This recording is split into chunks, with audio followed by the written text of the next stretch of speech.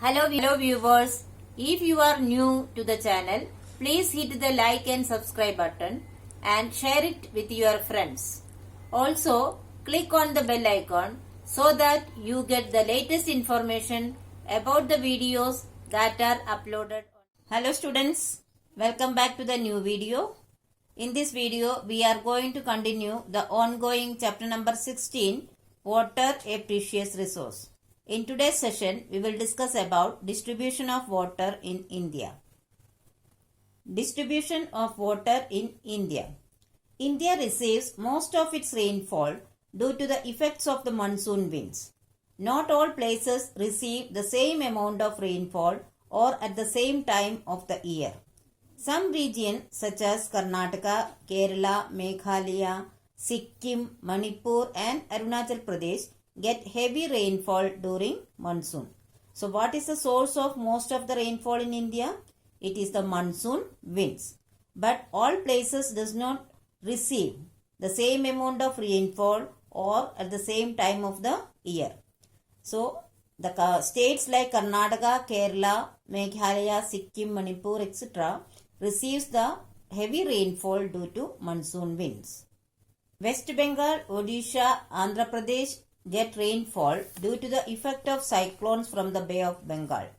On the other hand, Gujarat, Madhya Pradesh and the Jaisalmer and Bikaner regions of Rajasthan receive hardly any rainfall and have an arid climate. This uneven distribution of rainfall leads to floods in some places and droughts in other places.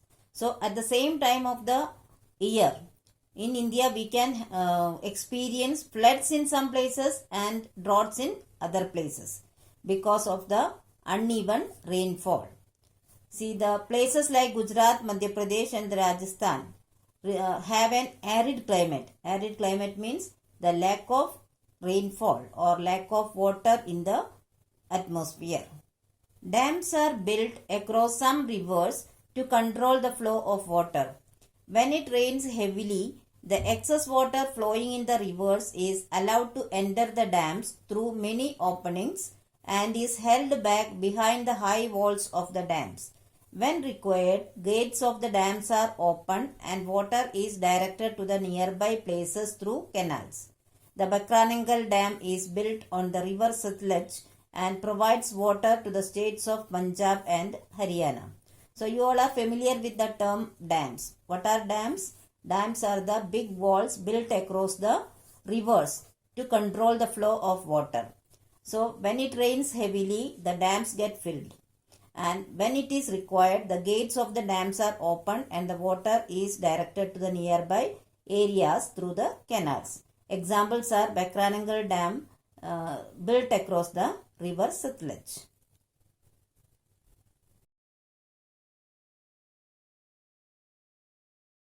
Scarcity of water. The condition of a shortage of water required for meeting the basic needs such as drinking, cooking, bathing, washing and maintaining proper hygiene is called scarcity of water. Scarcity means lack of. So, when there is no enough water for meeting the basic needs of a human being is known as the scarcity of water. Although the amount of water present on the earth is well maintained by the water cycle and the same will continue in the future, there is still a scarcity of water. This is because we human beings do not use water judiciously. We have polluted most of the water bodies by throwing household and industrial waste. So, the water in the atmosphere is maintained by the water cycle. But there is still a scarcity of water. What is the main reason for that? Because we human beings do not use water wisely.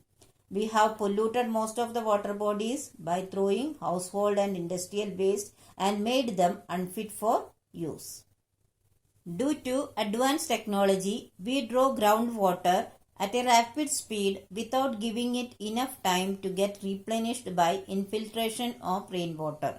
So this is also a reason for the scarcity of water. That is, we are drawing the groundwater at a faster rate than it gets replenished by the rainwater. Now we will discuss the effects of scarcity of water. First we will see what is the effect on humans. Due to scarcity of water, many people do not get enough water to perform their basic body needs. This leads to unhygienic conditions. People in some parts of the country do not have access to potable water.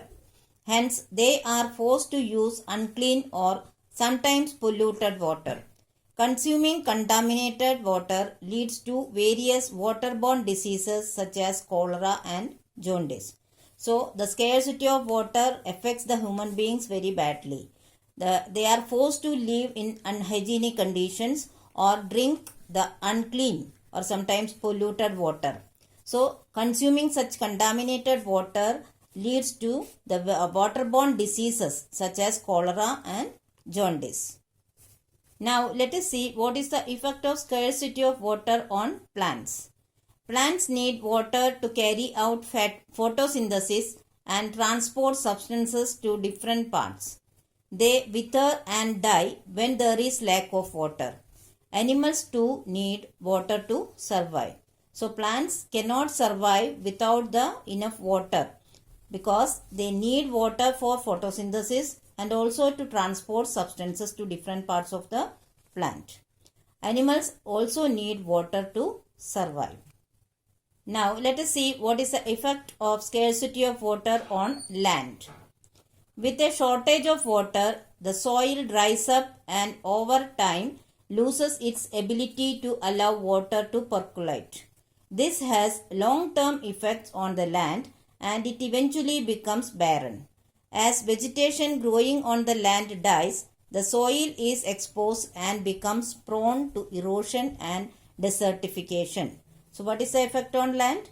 If there is no enough water, the soil dries up and over long period of time it lose the ability of the water to percolate. This has long-term effects on the land and it eventually becomes barren and can become a desert.